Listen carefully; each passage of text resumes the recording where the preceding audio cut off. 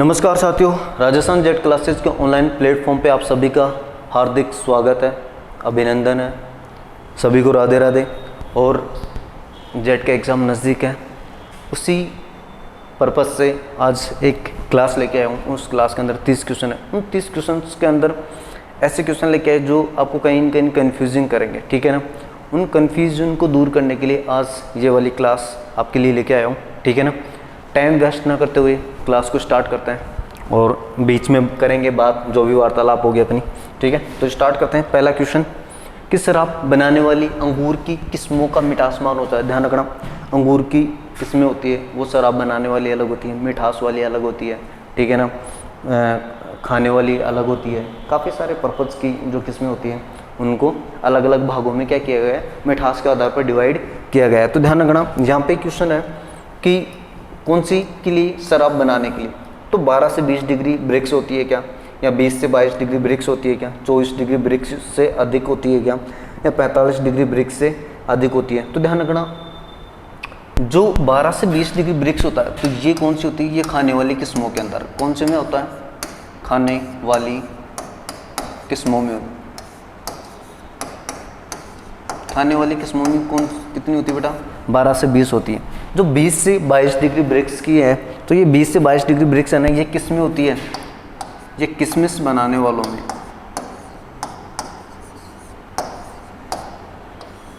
किशमिश वाले अंगूर में होती है, किशमिश बनाने वाले अंगूर में, किशमिश बनाने वाले अंगूर के अंदर कितनी होती है, 20 से 22 डिग्री होती है। और शराब बनाने के लिए कितनी होती है बेटा, 24 डिग्री ब्रिक्स होती है। शराब बनाने के लिए कितनी होती है, 24 डिग्री ब्रिक्स होती है। नेक्स्ट क्वेश्चन की ओर बढ़ेंगे। अंगूर में कौन सा अम्ल पाया जाता है, अंगूर के अंदर कौन सा अम्ल पाया जाता है, साइट्रिक अम्ल है, टार्टरिक अम्ल है, या फॉर्मिक अम्ल है। तो बेटा एक चीज ध्यान रखना, साइट्रिक अम्ल तो किसमें पाया जाता है, नींबू वर्गीय में। किसमें, नींबू वर्गीय में। जितने भी नींबू वर्गीय होते हैं ना, उनके अंदर क्या पाया जाता है, साइट्रिक अम्ल पाया जाता है। फॉर्मिक अम्ल किसके अंदर पाया जाता है, तो ध्यान रखना बेटा, फॉर्मिक अम्ल लाल चींटी के अंदर पाया जाता है। किसमें, लाल चींटी, लाल चींटी में पाया जाता है। टार्टरिक अम्ल बचा है, तो ध्यान रखना, जो अंगूर में जो अम्ल पाया जाता है वो कौन सा अम्ल पाया जाता है, टार्टरिक अम्ल पाया जाता है, ठीक है। नेक्स्ट क्वेश्चन है कि त्रिफला चूर्ण बनाने के लिए कौन सा पदार्थ काम में नहीं आता है। तो ध्यान रखना बेटा, त्रिफला चूर्ण बनाने के लिए 3 पदार्थों का उपयोग किया जाए, हरड़, बरड़, आंवला। क्या, हरड़, बरड़, आंवला। तो ध्यान रखना, हरड़, बरड़ लैक्टिक अम्ल का उपयोग नहीं करते हैं, है ना। तो ध्यान रखना, किसका उपयोग करेंगे, आंवला। हरड़, बरड़, आंवले का उपयोग किया जाता है। नेक्स्ट है श्रीफल या स्टोनफल। ध्यान रखना, कभी कभी एग्जाम के अंदर ये श्रीफल के नाम से दे देता है कि श्रीफल का कुल क्या पूछा जाता है, कुल पूछ लिया जाता है। तो ध्यान रखना, आपको ये कमेंट करके बताना है कि बील किस कुल से संबंधित है, ठीक है ना। जरूर कमेंट करना कि आपको आता है कि नहीं आता, बील किस कुल से, श्रीफल या स्टोनफल। स्टोनफल, या मैं एक चीज और बोल सकता हूँ इसको, और क्या बोलते हैं कि इसको, गोल्डन एप्पल। क्या बोलते हैं बेटा, गोल्डन एप्पल भी इसको बोलते हैं, गोल्डन एप्पल, गोल्डन एप्पल भी बोलते हैं, ठीक है। तो ध्यान रखिए, किसको बोलते हैं बेटा, बेल को बोलते हैं। किसको बोलते हैं, बेल को। एक चीज बताना, आंवले को क्या बोलते हैं, आंवले को क्या बोलेंगे बेटा, इंडियन गूसबेरी। ये बहुत इंपॉर्टेंट पूछा जाता है, इंडियन गूसबेरी, ठीक है ना। क्या बोलते हैं, इंडियन गूसबेरी के नाम से भी जाना जाता है, किसको, आंवले को। नेक्स्ट है, निम्न में से कौन सा सुमेलित नहीं है। एक चीज ध्यान रखना, यहाँ से भी कभी कभार एग्जामिनर क्या करता है कि अपन को हल्के में रहता है कि यार वेजिटेबल से तो कहाँ क्वेश्चन पूछे जाते हैं। ध्यान रखना बेटा, वेजिटेबल से कम 2 या 3 क्वेश्चन पूछे जाते हैं, ठीक है ना। सिंपल से क्वेश्चन पूछे जाते हैं जिनको अपन इग्नोर करते हैं। आपको देखा होगा आपने, जो गुणसूत्रों की संख्या है वो इजी वे में पूछ लेता है, आपके छर्रे उड़ जाते हैं, ठीक है ना। तो निम्न में से कौन सा सुमेलित नहीं है। टमाटर में गुणसूत्रों की संख्या कितनी होती है, 24। तो टमाटर में गुणसूत्रों की संख्या कितनी होती है, 24। हाँ, एक चीज ध्यान रखना, एक कंसेप्ट आपका क्लियर कर देता हूँ, जो 16 से कुल की जितनी भी सब्जी आती है, 16 से कुल में जितनी भी सब्जी आती है उसमें गुणसूत्रों की संख्या कितनी होती है, 24 ही होती है। लेकिन आलू के अंदर जो गुणसूत्रों की संख्या होती है वो कितनी होती है, 48 होती है, 48 होती है, ठीक है ना। क्यों, क्योंकि आलू होता है वो चतुर्गुणित होता है, क्या होता है, टेट्राप्लॉइड होता है, ठीक है ना, टेट्राप्लॉइड होता है, और ये क्या होता है, डिप्लॉइड होता है। तो ध्यान रखना, ये जो टमाटर में गुणसूत्रों की संख्या होती है कितनी होती है, 24, ये तो बिल्कुल करेक्ट है। आलू में 48 होती है, क्यों, आलू क्या है, टेट्राप्लॉइड है, क्या है, टेट्राप्लॉइड है। भिंडी में गुणसूत्रों की संख्या 32 होती है, और फूल गोभी में गुणसूत्रों की संख्या 18 होती है। और क्वेश्चन क्या कह रहा है कि निम्न में से कौन सा सुमेलित नहीं है। तो बेटा एक चीज ध्यान रखना, जो भिंडी में गुणसूत्रों की संख्या होती है 32 नहीं होती, कितनी होती है बेटा, 130 होती है, कितनी होती है, भिंडी में गुणसूत्रों की संख्या 130 होती है, ध्यान रखना। तो ऑप्शन नंबर 3 क्या हो जाएगा, राइट हो जाएगा। फूल गोभी में गुणसूत्रों की संख्या कितनी होती है, 18 होती है। प्याज में गुणसूत्रों की संख्या पूछ ले तो प्याज में गुणसूत्रों की संख्या कितनी होती है बेटा, ध्यान रखना 16 होती है।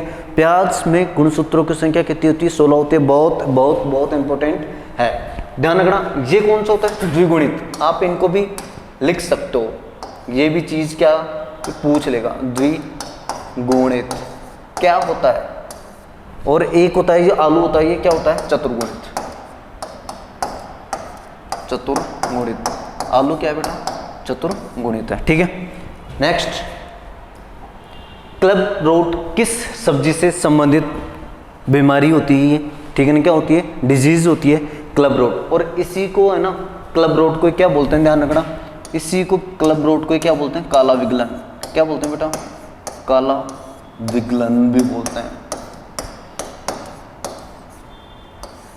ठीक है, काला विगलन भी बोलते हैं। तो कौन सी फसल के अंतर्गत होती है, टमाटर, बैंगन, पत्ता गोभी, आलू। तो ध्यान रखना बेटा, ये पत्ता गोभी में मुख्य रूप से पाई जाती है, ठीक है ना, किस में पाई जाती है, पत्ता गोभी के अंदर मुख्य रूप से पाया जाता रोगी। पत्ता गोभी में विटामिन सी की मात्रा किसकी पूछी है, विटामिन सी की मात्रा होती है 2000 आयु बोलते हैं इंटरनेशनल यूनिट, विटामिन मापने की इकाई क्या होती है, आयु, इंटरनेशनल यूनिट होती है, ठीक है। 2000 आयु, 2000 mg, 124 mg और 600 mg। तो बेटा एक चीज ध्यान रखना, अगर विटामिन ए की बात करता किसमें, पत्ता गोभी में, तो कितना होता है 2000 आयु।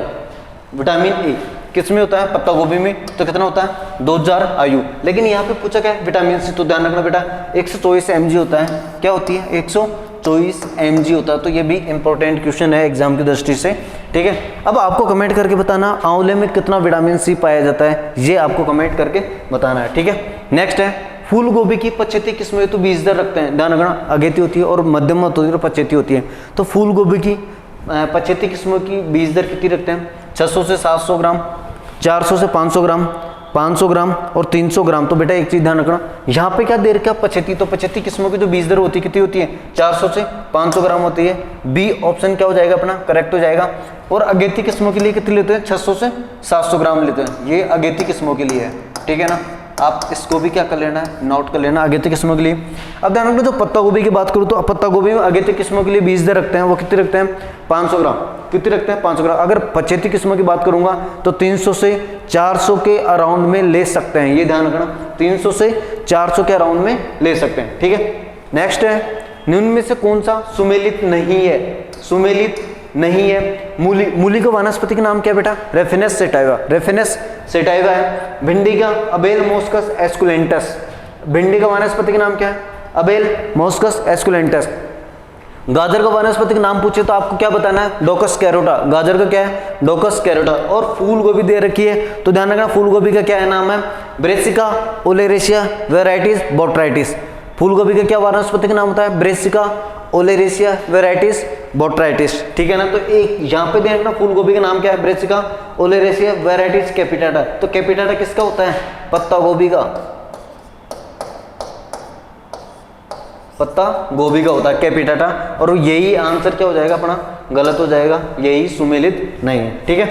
नेक्स्ट है, निम्न में से कौन सा अपनी किस्मों से सुमेलित नहीं है। यहाँ पे जितनी भी वैरायटियां लेके आया हूँ, एक से बढ़कर जो हर एग्जाम्स के अंदर कहीं न कहीं टच हुई है, तो ध्यान रखना वो सभी वैरायटियां यहाँ पे लेके आया हूँ। निम्न में से कौन सा अपनी किस्मों से सुमेलित नहीं है। मूली में पूसा ईमानी, पूसा चेतकी, पंजाब सफेद और पूसा सांगरिका। ये पूसा सांगरिका है, ये वैरायटी बहुत अच्छी वैरायटी है, ध्यान रखना, एग्जाम के अंदर पूछी गई है, ध्यान रखना। तो मूली वाली बिल्कुल सही है।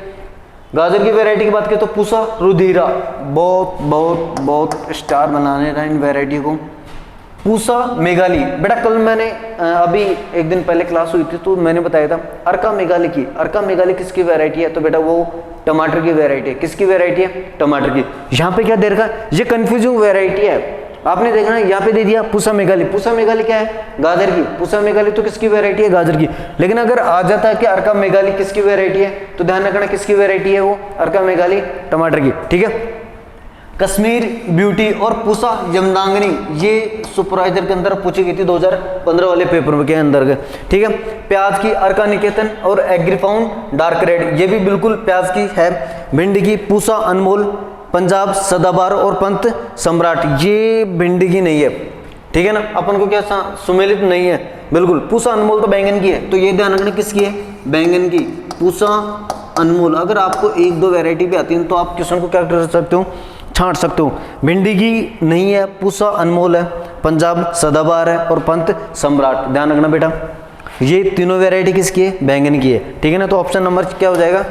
4th करेक्ट आंसर हो जाएगा, जो सुमेलित नहीं है। ठीक है ना, इन सभी वैरायटियों को आप एक दो बार आप माइंड के अंदर फेरते रहना ताकि वो याद हो जाए अपन को। ठीक है। नेक्स्ट है विंटर चेरी किस औषधीय पौधे का नाम है? ध्यान रखना, डायरेक्टली एग्रीकल्चर सुपरवाइजर के अंदर ये क्वेश्चन पूछा गया था।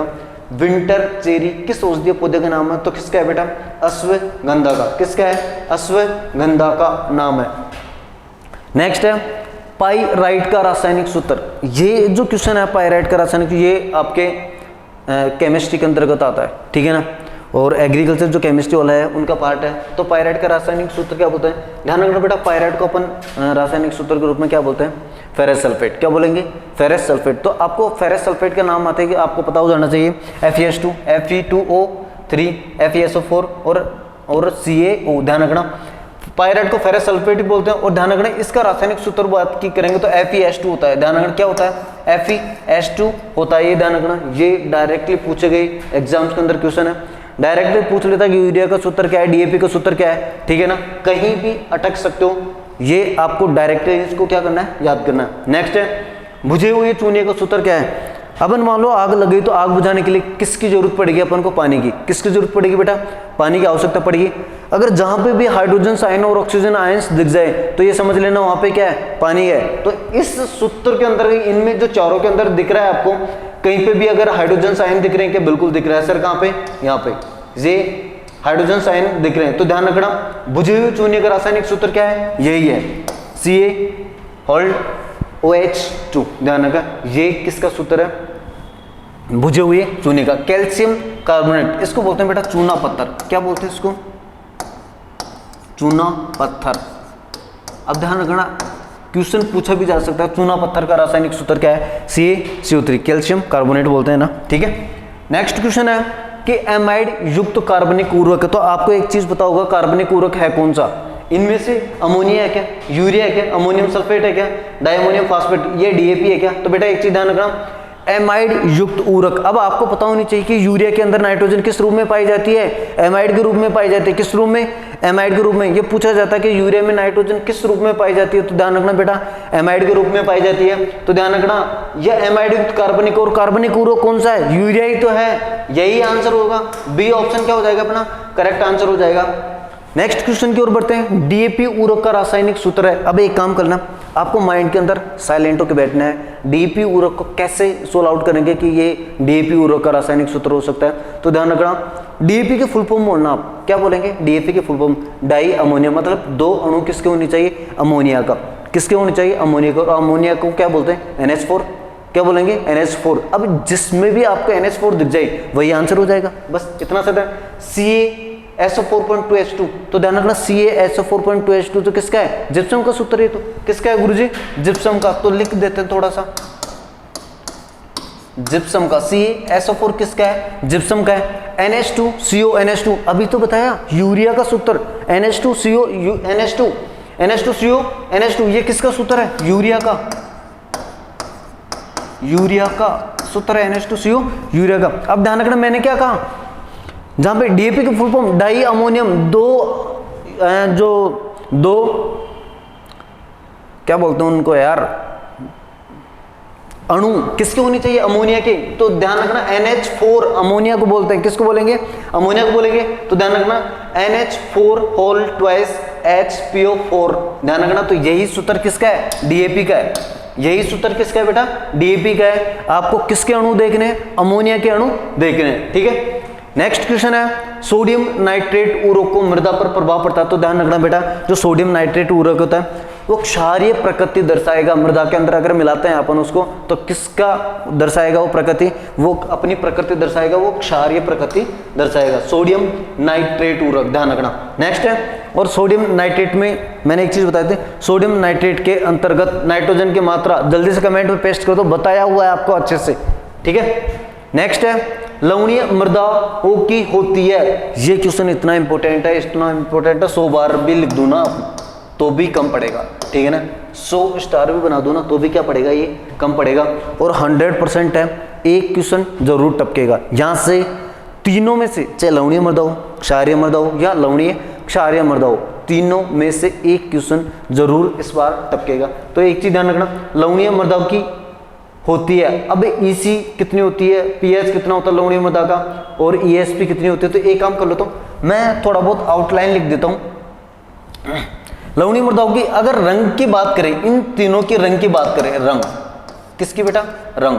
तो ध्यान रखना, पहले मैं मृदा होती है लवणीय, लवणीय होती है, फिर होती है क्षारीय, कौन सी होती है, क्षारीय, और फिर होती है बेटा लवणीय क्षारीय, लवणीय और क्षारीय। ये कुछ मृदा का ऐसे क्रम रहता है, ठीक है। आपको अब अगर आपसे कोई रंग दे दे इसका कि इनका रंग कैसा कैसा होता है, मैं इधर लिख देता हूं रंग, ठीक है।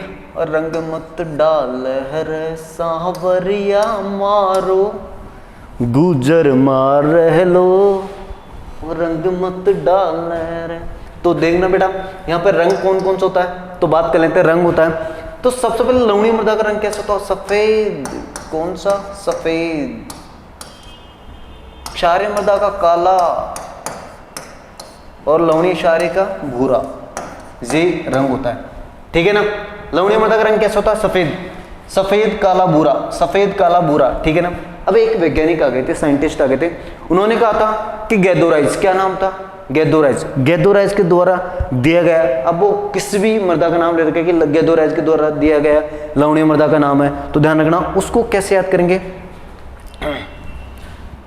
उसने क्या नाम दिया था, सोलन, है ना, सोलन चौक, ये ध्यान रखना आप, सोलन चौक। दूसरे का दिया सोलन टज, और तीसरे का दिया था सोलन डाई, ठीक है ना। ये आपको क्रम ध्यान रखना है, सोलन चौक, सोलन टच, सोलन डाई, सोलन चौक, सोलन टच, सोलन डाई, ये तीनों दिया गया था। ये तो इनका क्रम का बात हो गया। अब एक काम कर लेता हूँ, इसको तो हटा देता हूँ, ठीक है, उतार लेना अगर आपको याद जरूरत पड़े, अगर लिखा दिया तो वेल एंड गुड है, नहीं तो कोई दिक्कत नहीं। अब बात किसकी हो रही है बेटा, लवणीय मृदा की। अब एक चीज ध्यान रखना, लवणीय मृदा की सबसे पहले EC जो लवणीय मृदा की होती है वो बेटा 4 से अधिक होती है। क्या होती है, 4 से अधिक होती है।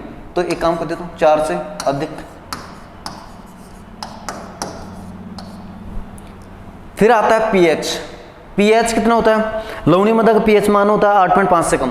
कितना होता है, 8.5 से कम। क्या है, pH, और ये क्या है, EC, और एक होता है ESP, ये कितना होता है, 15 से कम, ठीक है ना। ये क्या होता है, 15 से कम होते हैं। अब एक चीज ध्यान रखना, सबसे बड़ा जो इसमें ड्रॉ फैक्टर होता है, ये वो क्या होता है बेटा, इसका जो सिंबल होता है ना, ग्रेटर देन लेस देन का। यहां पे क्या दे रखा है, 4 से अधिक। क्या दे रखा है, 4 से अधिक। तो ध्यान रखना, जहां पे भी अधिक आए तो इसका पिछवाड़ा इधर करना आपको, जे साइज देखना हमेशा अधिक किधर होगा, इधर। 8.5 से कम, तो मैं 8.5 से कम लिख दूंगा, ठीक है। ESP 15 से क्या होती है, कम, तो मैं इसको कैसे लिख दूंगा, ऐसे लिख दूंगा।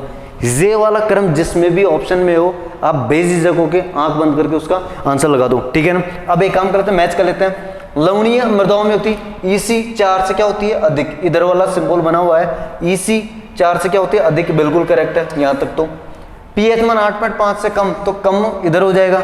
pH 8.5 से कम बिल्कुल हो रखा है, ये भी बिल्कुल सही है।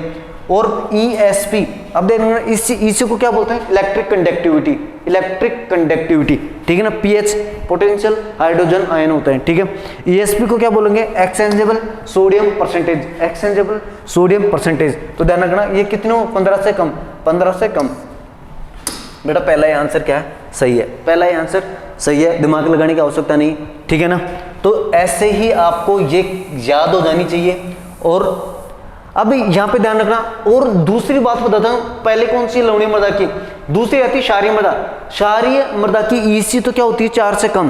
क्षारीय मृदा की EC क्या होती है, 4 से कम। pH मान कितना हो, 8.5 से अधिक। ESP कितनी होती है, ESP 15 से क्या होती है, अधिक होती है। तो ध्यान रखना EC 4 से कम बिल्कुल है, pH मान 8.5 से अधिक है, ESP 8.5 से, तो ये कौन सी मृदा की होगी, ये क्षारीय मृदा का हो गया, क्षारीय का हो गया। और लवणीय मृदा की तो क्या होती है, चारों ही क्या तीनों ही क्या होती है, अधिक होती है, तीनों ही क्या होती है, अधिक। देखो 4 से अधिक, pH मान 8.5 से अधिक, ESP 15 से अधिक, ये किसका हो गया, लवणीय क्षारीय का, लवणीय क्षारीय का, ठीक है, लवणीय क्षारीय का। ये बेटा बहुत बहुत इंपॉर्टेंट है। तीनों आपको मैंने सही से बता दिया, तीनों को आपको 1% भी नहीं छोड़ना है, रट लेना है, माइंड के अंदर बिठा लेना है, ठीक है ना। नेक्स्ट है कि दही में कौन सा अम्ल पाया जाता है, एस्कॉर्बिक अम्ल। एस्कॉर्बिक तो ध्यान रखना किसका नाम है, विटामिन सी का बोलते हैं ना, विटामिन सी का एस्कॉर्बिक अम्ल होता है, ठीक है ना। लिख देता हूं विटामिन सी, ठीक है। नाइट्रिक अम्ल, लैक्टिक अम्ल, हाइड्रोक्लोरिक अम्ल, तो दही में तो लैक्टिक अम्ल ही होगा, कौन सा होगा, लैक्टिक अम्ल ही होगा। नेक्स्ट है कि दूध में पाए जाने वाला कार्बोहाइड्रेट, ओहो माय गॉड, दूध में कौन सा कार्बोहाइड्रेट पाया जाता है, सुक्रोज, माल्टोज, लैक्टोज और उपरोक्त सभी। तो ध्यान रखना लैक्टोज क्या होता है, लैक्टोज। पूछ ले कि दूध में मीठापन किसके कारण होता है, किसके कारण होता है, लैक्टोज के कारण ही होता है, किसके कारण, लैक्टोज के कारण ही होता है। पूछ लेता है कि दूध का सफेद रंग कैसीन प्रोटीन के कारण होता है, किसके कारण होता है बेटा, कैसीन प्रोटीन के कारण होता है दूध का सफेद रंग। और पूछ ले कि गाय के दूध का पीला रंग है ना, हमेशा आपने देखो गाय का दूध देखा होगा, तो गाय का दूध का पीला रंग होता है, वो कैरोटीन के कारण होता है। और भैंस के दूध का सफेद रंग किसके कारण होता है, कैसीन प्रोटीन के कारण होता है। आपको ये छोटी छोटी चीजें क्या होनी चाहिए, याद होनी चाहिए, ये आपका गलत नहीं होना चाहिए, ये छोटी सी चीज है। नेक्स्ट क्वेश्चन है कि निम्न में से कौन सा मृदा सुधारक नहीं है। इस क्वेश्चन नंबर है 20, कौन सा है 20, और 20 का मेरे बहुत बड़ा आंकड़ा चलता है ना। इसके बाद पता नहीं मेरे 20 क्वेश्चन होते हैं, पता नहीं मेरे क्या हो जाता है। तो ध्यान रखना, आपको जल्दी से कमेंट करके बताना है कि निम्न में से कौन सा मृदा सुधारक नहीं है, जिप्सम, गंधक, चूना, सोडियम कार्बोनेट। तो जल्दी से आपको ये चीज कमेंट करनी है और बताना है कि निम्न में से कौन सा मृदा सुधारक है। और शायद इससे इजी तो क्वेश्चन कोई होगा भी नहीं, ठीक है ना, इससे इजी क्वेश्चन तो कोई होगा भी नहीं। तो बेटा इसका आंसर क्या होना चाहिए, आप सभी जानते हैं कि भाई जिप्सम क्षारीय मृदा को सुधारने के लिए किसका उपयोग करते हैं, जिप्सम का। गंधक, गंधक भी किसी को बोलते हैं, जिप्सम को बोलते हैं, सल्फर का रूप होता है। चूना किसको बोलते हैं, चूना किससे सुधार किया जाता है, अम्लीय मृदा को सुधार किया जाता है। और सोडियम कार्बोनेट तो किसी भी मृदा को सुधार नहीं करते गुरुजी, किसी भी मृदा को क्या नहीं करते, सुधार नहीं करते। और अब हो जाती है शायरी। आप सभी थक गए होंगे तो इसीलिए एक शायरी हो जाए, बहुत अच्छी है, प्यार से सुनना, मज़े लेना शायरी के, और दिल पर मत लेना, है ना। मैं ओनली ये आपका माइंड फ्रेश करने के लिए बोलता हूँ, अदरवाइज किसी भी प्रकार का कोई इंटेंशन नहीं है, ठीक है ना। हाँ, किसी के कल पर गुस्सा आ रहा है, सो हर एक पल पर गुस्सा आ रहा है। किसी के कल पर गुस्सा आ रहा है, सो हर एक पल पर गुस्सा आ रहा है। वो जिस शिद्दत से पानी पी रही है, अब मुझे बोतल पर गुस्सा आ रहा है। कि वो जिस शिद्दत से पानी पी रही है, अब मुझे बोतल पर गुस्सा आ रहा है। जैसे लिपटा है वो उसके बदन से, कि जैसे लिपटा है वो उसके बदन से, अब मुझे कंबल पर गुस्सा आ रहा है। सो हर एक पल पर गुस्सा आ रहा है। जैसे लिपटा है वो उसके हाथों से, अब तो यार मुझे कंगन पर गुस्सा आ रहा है। सो हर एक पल पे गुस्सा आ रहा है, एंजॉय करिए शानदार तरीके से, ठीक है। नेक्स्ट क्वेश्चन की ओर बढ़ेंगे और क्वेश्चन है अपना, मैंने पहले बता दिया था, पीएच में पी से क्या अभिप्राय है, पीएच में पी से क्या अभिप्राय है, पीएच मैंने अभी बताया था। पीएच की फुल फॉर्म क्या होती है, पोटेंशियल हाइड्रोजन्स आयन। पी का मतलब क्या हो, पोटेंशियल, पी का मतलब क्या हो, पोटेंशियल, नॉट अ प्रेशर, ठीक है। तो ध्यान रखना एसपीएल सोरेनसन ने इसकी क्या की थी, खोज की थी। और पीएच पे ध्यान रखना, पीएच स्केल पर बेटा जो नंबरिंग होती है वो कितनी होती है, 0 से 14 होती है गुरुजी। 7 उदासीन, 7 से अधिक क्षारीय, 7 से कम अम्लीय, ठीक है। ये क्रम आपको बता चुका है। तो पीएच में पी क्या दर्शाता है, पोटेंशियल। देखो प्रेशर तो नहीं होगा, परफेक्ट नहीं होगा, पोर्टल नहीं होगा, पोटेंशियल ऑफ हाइड्रोजन्स आयन, ठीक है। नेक्स्ट क्वेश्चन की बात करेंगे, निम्न कथनों पर विचार कीजिए। दूध का पीएच मान 6.4 से 6.7 होता है, बिल्कुल करेक्ट बात है, होता है। ताजे दूध में अम्लता 0.12 से 0.14 होते हैं, बिल्कुल करेक्ट होते हैं। ध्यान रखना बेटा, अगर ये डिजिट अगर 16 भी हो जाए तो भी क्या रहेगी, करेक्ट ही रहेगी, कोई दिक्कत नहीं। वसा का अपेक्षित घनत्व 0.93, वसा का अपेक्षित घनत्व बिल्कुल सही है, करेक्ट बात है। उपरोक्त सभी कथन सही है, बिल्कुल सही है गुरुजी, कोई दिक्कत नहीं है, क्वेश्चन बिल्कुल ऑथेंटिक है। नेक्स्ट है, ट्रक गार्डनिंग शब्द किस भाषा का शब्द है, तो बेटा एक चीज ध्यान रखना, ट्रक गार्डनिंग या मार्केट गार्डनिंग होते हैं, ठीक है ना। तो ट्रक गार्डनिंग किस भाषा का शब्द की बात करें तो ये फ्रेंच भाषा का शब्द है। किस भाषा का शब्द है, फ्रेंच भाषा, फ्रेंच भाषा का शब्द है। नेक्स्ट है, इसबगोल की बीज दर, बहुत इंपॉर्टेंट क्वेश्चन है, बहुत इंपॉर्टेंट क्वेश्चन है। तो 20 से 25 बीज दर किस किस की होती है, कोई बता सकता है क्या, चलो कोशिश कर लेते हैं। एक तो रेंजगा की होती है साहब 20 से 25, तो एक मेथी की होती है, किसकी होती है, मेथी की होती है, ठीक है ना। 15 से 20 किसकी होती है, एक तो धनिया की होती है, ठीक है। धनिया के बाद में मूंग की भी होती है, ठीक है। 12 से 15 ये बेटा ये होती है जीरा की। हर मतबा हमारा परण्या जीरो, हर जीरो जीव को बैरिहिरा। हाँ चलो, तो बची कौन सी बेटा, 6 से 8 kg बीज दर किसकी, इसबगोल की। नेक्स्ट है, फ्रेंच गेंदा में होती है, ध्यान रखना यहाँ पे फ्रेंच गेंदा में होती है, क्या होती है, द्विगुणित चतुर्गुणित, यहाँ ऐसा नहीं होगा। क्वेश्चन है, फ्रेंच गेंदा होता है, गेंदे में फ्रेंच गेंदा होता है,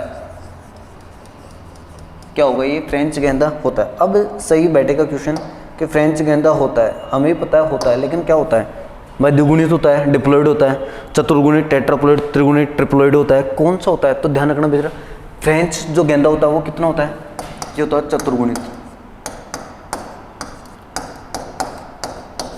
चतुर्गुणित। अब चतुर्गुणित को क्या बोलते हैं बेटा, टेट्राप्लॉइड,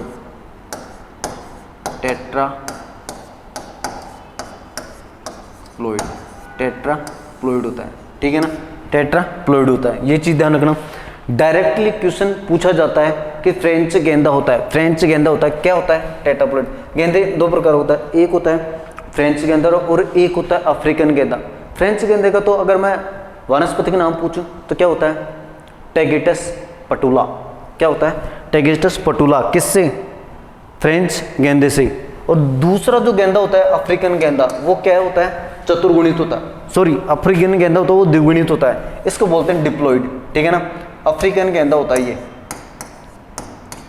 अफ्रीकन गेंदा कैसा होता है, डिप्लॉइड होता है, द्विगुणित होता है, ठीक है ना। कोई पूछ ले कि इसमें गुणसूत्रों की संख्या कितनी होती है, गुणसूत्र, तो ध्यान रखना बेटा कितनी होती है, 24। और चतुर्गुणित जो फ्रेंच गेंदा होता है, फ्रेंच गेंदे के अंदर गुणसूत्र संख्या, गुणसूत्र कितनी होती है, चतुर्गुणित। देखो अगर 24 में द्विगुणित है, 24 में द्विगुणित है तो ये क्या है, चतुर्गुणित, तो चतुर्गुणित का 4 भाग टेट्राप्लॉइड हो जाएगा और कितना हो जाएगा, 48, 24 दूना 48 होते हैं, ठीक है। ये चीज़ आपको विशेष तौर पे ध्यान रखनी है। अच्छे से याद कर लेना इसको। तो ध्यान रखना अपना आंसर क्या हो जाएगा, फ्रेंच गेंदा होता है द्विगुणित चतुर्गुणित होता है। क्या होता है, चतुर्गुणित होता है। नेक्स्ट है एक किसान, भाई ध्यान रखना ये क्वेश्चन किसी बच्चे की इंक्वायरी पे लेके आया हूँ, उन्होंने कहा कि सर अक्सर क्वेश्चन आते रहते हैं और एक बार समझा देना, ठीक है ना। तो यहाँ पे क्या दे रखा है, एक किसान एक हेक्टर में वर्गाकार विधि से, एक तो ये मेथड बहुत ध्यान रखना, वर्गाकार विधि से नींबू का बाग लगा रहा है। किसका बाग लगा रहा है बेटा, नींबू का। अब आपको माइंड में आ जानी चाहिए नींबू की R इंटू पी कितनी होती है, 6 इंटू 6। बाग लगाना चाहता है तो उसे कितने पौधों की आवश्यकता होगी, ठीक है। तो ध्यान रखना वर्गाकार विधि में तो क्या होता है, एक हेक्टर बराबर कितना होता है, 10,000 वर्ग मीटर। कितना होता है बेटा, 10,000 वर्ग मीटर। बटे में R इंटू पी कितनी होगी, 6 इंटू 6। वर्गाकार विधि निकालने का तो सिंपल सा एक तरीका है, यही है 6 गुणा 6 किया तो कितना हो गया, 36। अब एक काम कर लेते हैं, काट लेते हैं, ये 2 से काटेंगे तो कितना हो जाएगा 18 और ये 5,000। फिर काट देंगे इसको तो 9 और ये कितना हो जाएगा 2.5। तो ये 2.5 का मतलब कितना, 250। और 250 में कितने का भाग दे देंगे, 9। 9 दूनी कितना हो गया बेटा 18, बचा कितना 7, जीरो उतार लिया और 9 7 कितना हो गया 63, बचा कितना 7। फिर ये जीरो बची अपनी, 9 7 कितना हो गया 63, 277 आंसर आ जाएगा। है क्या कहीं पे, बिल्कुल है, 277 क्या आ जाएगा, आंसर हो जाएगा, ठीक है ना। बिल्कुल सिंपल सा है, इजी वे में आप कर सकते हो। ये कौन सा हुआ, वर्गाकार से। दूसरा क्वेश्चन है कि एक किसान एक हेक्टर में कौन सी विधि, षटभुजाकार, कौन सी विधि है बेटा, षटभुजाकार विधि से आम का बाग लगाना चाहता है तो उसे कितने पौधों की आवश्यकता होगी। किसका बाग लगाना चाह रहा है, आम की। अगर स्पेशली तरीके से अगर वो आम की कोई वैरायटी बोलता, ठीक है ना, क्या बोलता, वैरायटी बोलता, तब तो क्या हो जाता, उनकी स्पेशली जो R इंटू पी है वो लगानी पड़ती। लेकिन यहाँ पे डायरेक्ट दिया तो क्या लगाएंगे, 10 इंटू 10, ठीक है ना, 10 इंटू 10 लगाएंगे, ठीक है। अब एक काम कर लेते हैं, इसको निकाल लेते हैं। एक लाइन और बता देता हूँ वर्गाकार विधि से। वर्गाकार षटभुजाकार विधि में क्या करते हैं कि वर्गाकार विधि की तुलना में षटभुजाकार विधि में कितने पौधे अधिक लगाते हैं, 15%। ये वाली लाइन मत भूल जाना, नहीं तो काम कबाड़ा हो जाएगा। तो पहले एक काम करते हैं, वर्गाकार विधि से लगाते हैं 1000 मल्टीप्लाई R इंटू पी कितनी करते हैं, 10 इंटू 10। अब एक काम कर लेते हैं, काट लेते हैं, इस जीरो से इस जीरो ने मजे ले लिए और इससे इसने मजे ले लिए, तो बचा कितना अपने पास 100। ये वर्गाकार विधि से आ गए, वर्गाकार विधि से। अब षटभुजाकार से निकालना है तो 100 का जो भी आया है ना, इसका कितना परसेंट निकालना है, मुझे 15% अधिक होता है ना बीच में, बटे में क्या होता है, परसेंटेज निकालने के लिए बटे में 100 लगाना ही पड़ता है। तो इन दो जीरो से इन दो जीरो ने क्या ले लिए, मजे ले लिए, बचे कितने अपने पास 15। 100 प्लस 15 बचे कितना, 115 आंसर, 115 आंसर आ रहा है क्या कहीं पे, 197 256 115 100, बिल्कुल ध्यान रखना 100 भी है। कई बच्चे वर्गाकार का निकालते खड़े हाथ कर देंगे, 100 आ गया मेरे, ये ले मेरे शेर, और फिर मैं आते ही ले मेरे शेर, ये कर आंसर, ठीक है। तो ये चीज आपको नहीं करनी है, ठीक है, समझ गए। नेक्स्ट क्वेश्चन आता है, वेरी गुड। एक किसान एक हेक्टर में पंचभुजाकार तीनों विधि लेके आ गया। अब ये मत कहना कि सर मेरा गलत होगा, कोई भी क्वेश्चन अगर आ जाए गलत मत कहना। एक किसान एक हेक्टर में पंचभुजाकार विधि से अनार का बाग, अनार का मीन्स क्या होगा सर, 5 इंटू 5, ठीक है, लगाना चाहता है तो उसे कितने पौधों की आवश्यकता होगी। चलो इसको भी देख लेते हैं एक बार। किसका बाग लगा रहा है, अनार का, तो वही पहले वर्गाकार निकालेंगे और बचते में क्या करेंगे, 5 इंटू 5 25 हो गया, 5 25 और 25 4 100। 25 का भाग अपन इसके अंदर, तो 25 4 कितने हो गए 100, बचे 2 जीरो। तो वर्गाकार विधि में तो कितना गया बेटा, ये तो किससे आया, वर्गाकार, ये तो किससे आया, वर्गाकार से। किससे आ गए, वर्गाकार से। अब एक काम करते हैं, उसका निकालने के लिए अपन को एक मेथड अपनाना पड़ता है, वो कैसे लिखते हैं, 400। वर्गाकार का 400 आपको याद रखना है, ये तो 400 आपको याद रखने हैं वर्गाकार से, ठीक है। अब एक काम कर लेते हैं, कितना है, मैं 10,000 को ऐसे लिख सकता हूँ, 100 मल्टीप्लाई में 100, ये लिख सकता हूँ। बटे में क्या करना है, 5, R इंटू पी कितनी है बेटा, 5 इंटू 5। अब एक काम कर लेते हैं, इससे काट लेते हैं, 20 पान कितना होता है 100, और 20 पान कितना होता है 100। अब माइनस दोनों में से क्या करना है अपन को, 1 1 करना है, ठीक है। तो ये कितना -1 किया तो कितना हो गया 19 और 19, ठीक है। अब 19 इंटू 19 करते हैं, मल्टीप्लाई 19 इंटू 19। तो ये काम कर लेते हैं। 9 9 81, 81 का एक हासिल के कितने हो गए 8। 9 एकम 9 9 और 8 कितना होता है 17 होता है क्या? 9 और 8 कितना हो गया बेटा 17। ठीक है, मल्टीप्लाई 9 और 1 एकम 1, 1 हो गया, 7 हो गया, 9 रे 10 की 0 हासिल की 1। नहीं यार इतना थोड़ी होता है, ये तो गलत हो गया। 19 मल्टीप्लाई में 19 करेंगे तो एक काम करते हैं, 19 मल्टीप्लाई में 19, 19 10 90 होते हैं ना, 19 नाम 171, बिल्कुल 19 का पाड़ा बोलते हैं। 19 9 171, 171, 171 का कितना आ जाएगा 1। अरे यार ये 171 का 1 नहीं आएगा, इसको एक ऐसे करते हैं सिंपल सी। 9 9 81 का 1 हासिल की कितनी हो जाएगी 8 हो जाएगी। ठीक है, 9 और 8 कितना हो गया 9 और 8, 8 दूनी 16 17, 17 हो गया। ठीक है, मल्टीप्लाई 9 और 1। ठीक है, अब 1 9 और 7 कितने हो गए 16, 16 का 6 हासिल की इतनी हो गई 1 1 2 रे 1 3, 361 पौधे ये आ गए। अब एक काम कर लेते हैं, 400 में कितना जोड़ते थे 361, 1 6 और 4 3 कितना हो गया 7, 761 पौधे आ रहे हैं क्या? 761 पौधे आने चाहिए, ये ध्यान रखना। तो इसमें ऑप्शन नहीं है अपने पास, ध्यान रखना। कितने पौधे आने चाहिए 761 पौधे आने चाहिए, तो अपने पास है क्या? नहीं है, ऑप्शन है ही नहीं है। ठीक है ना, तो ध्यान रखना। एक काम कर लेना, इस वाले ऑप्शन को काट लेना और इसकी जगह कितना लिखना 761 लिख लेना और करेक्ट आंसर कर लेना। ठीक है, यही आंसर आएगा। क्या करना है, पहले तो वर्गाकार से निकालना है। ठीक है, वर्गाकार से निकालने के बाद में अपन को क्या जमाना है, इसको इस वे में जमाना है। वर्गाकार से निकालने के बाद में क्या करेंगे, 10,000 को कैसे लिख सकते हैं ऐसे, और बटे में क्या करना है अपन को r इंटू पी ये करना है। ठीक है, ये करने के बाद इसको काट लेते हैं, कितनी बार गया 20 बार, और इससे इसको काट लो, ये कितनी बार गया 20 बार। अब दोनों में से -1 करना है। ठीक है, तो कितना आ जाएगा 19 मल्टीप्लाई 19, और 19 मल्टीप्लाई 19 करते हैं तो कितना आ जाता है बेटा 361 आ जाता है। ठीक है ना, और 361 आने पे उसको किस में जोड़ देंगे 400 के अंदर जोड़ देंगे। अब एक काम कर लेते हैं, एक लाइन और बोलते हैं पंचभुजाकार विधि में कि पंचभुजाकार विधि में वर्गाकार विधि की तुलना में लगभग पौधे क्या होते हैं अधिक होते हैं। तो एक काम करते हैं 400 है ना, लगभग डबल होते हैं ना, 400 के दुगने कितने होते हैं 800। तो ये देखो यहाँ पे कितना है 761, लगभग आ गए ना, 800 के लगभग में कितना आ गया 761। तो बिल्कुल ऑथेंटिकली तरीका है सटीक से आंसर लाने का। तो कितना आ जाएगा 761 आ जाएगा। नेक्स्ट क्वेश्चन है, फ्रेंच गेंदा